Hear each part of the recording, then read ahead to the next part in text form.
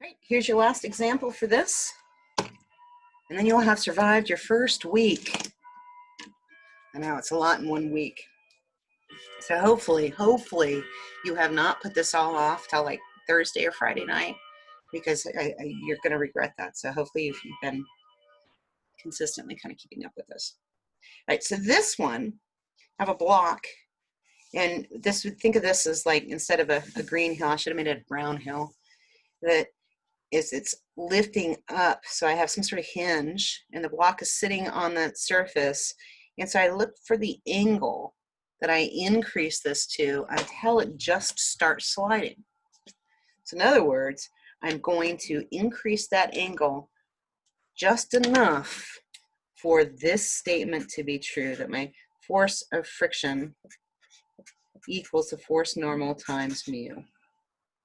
And in this case, this would be static friction.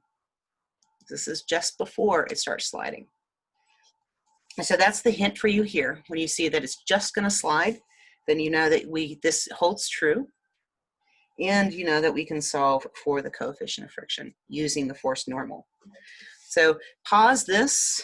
Hopefully we've done this enough times now. You can go ahead and do your free body diagram. Define for yourself what forces we have going on here, what direction is the force of friction, and your force normal, and what angle, and write out your sum of forces, and then let's check it with my work here in a second. Come on back. All right. So once again, my preference is, and it's just to help avoid errors, that I come straight down to make my force of gravity perpendicular to the bottom of the triangle. And my force normal is always perpendicular to the surface. Always comes straight out from the surface. There's my force normal. And that the angle between the normal and gravity is the same as this incline. So that would be 42 degrees. Make sure you can see that. So the only force I'm missing here is that this is just before it's going to slide. So this is the force of friction. So let's go ahead and rotate this to make it a little more obvious as to what's going on. Let's see, my force normal is here. I put it all on the y-axis. My force gravity is pointing out this way. These vectors are not equivalent to what they actually are in magnitude, because this would have it accelerating. Sorry. Okay, so we also know that this angle here is 42 degrees. And my force of friction, where does it go? So here's a handy dandy thing to keep in mind, is that my force of friction, because my normal is always perpendicular to the surface, my force of friction is always going to be 90 degrees to my force normal. It's going to be perpendicular to my force normal. So my force normal is going to come out, my force of friction is going to come out that way. Now I'm ready. So I need to define my axes. That's plus, that's plus. Let's go ahead and, actually I'll use orange to make my components clear for the force of gravity. So there is my y component on the gravity coming over here to my x component. So that's force of gravity in the x, and that's force of gravity in the y. Now I can do my sum. So my sum of my forces, let's just go ahead and start with x this time for fun. Let's see, I have an x component of the force of gravity, probably the most overlooked component when we're dealing with these problems.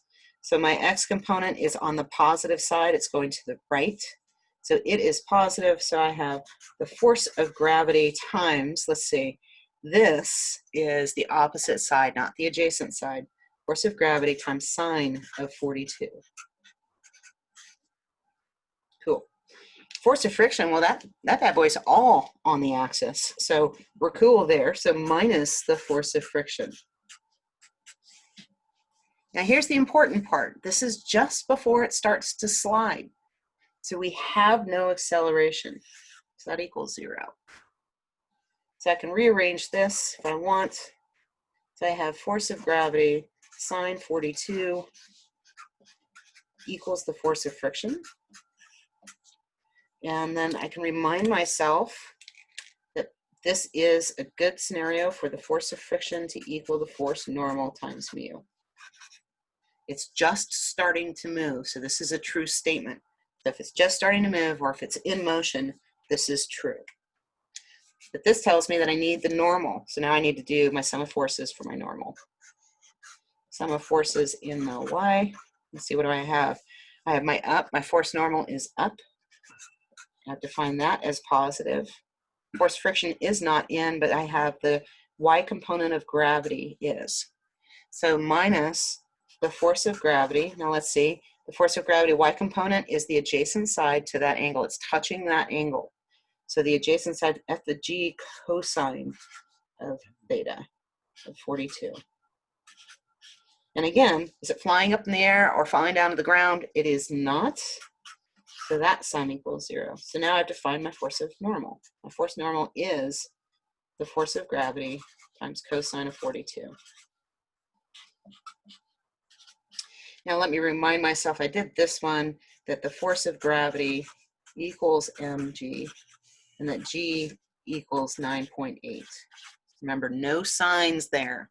Doing all of this takes care of this sign. Do not put in negative signs in now. So let's see. So then force of friction, by definition of this step, then the force of friction, sorry about that, change my notation, is the force normal is mg cosine of 42 times the coefficient of friction times mu. See, we've been given mu. No, we want mu. So now we can come back up here where we've solved for this. We have two, if that's the same. We have the force of friction here, force of friction here. Set these two equations equal to each other. Means they equal the same thing. So I'll have mg, let's come over here, mg sine 42 equals mg cosine 42, oh, I'm running out of space, times mu. And I should have used different colors, sorry about that. So let's divide one side by the other so we can get mu alone. Mg sine 42 divided by mg cosine 42 equals mu. Huh. And so here's the thing, a lot of you who are intimidated by this process would have number pushed everything. You button pushed it all. And in there, inevitably, you make a mistake. Just you and your calculators aren't friends yet. It's totally normal. When you didn't need to. Because mass and the gravity cancels out. So what are we saying here? That the coefficient of friction then has nothing to do with the force of gravity? What? When we're on an incline, it is sine of 42, or sine of theta, let's write it in general terms, sine of theta over cosine of theta. Huh, sine over cosine, I kind of feel like that's otherwise equal to tan theta. What? That's it. All of that to get to that? Yes. So very important here. I know that this darn thing is in your book. Okay. I need to see this. This shows me that you understand what we're doing. Understanding how to pull the physics together will generate all of those equations. Depending on a gajillion equations to try to sort yourself through is not helpful, and it doesn't demonstrate understanding. Be in the habit of doing this process. It's taking me a while because I'm talking my way through it, but after you've done it enough, you'll be able to solve any of these things. And better yet, know this, that I'm handy dandy at coming up with my own questions that you can't just use an equation for.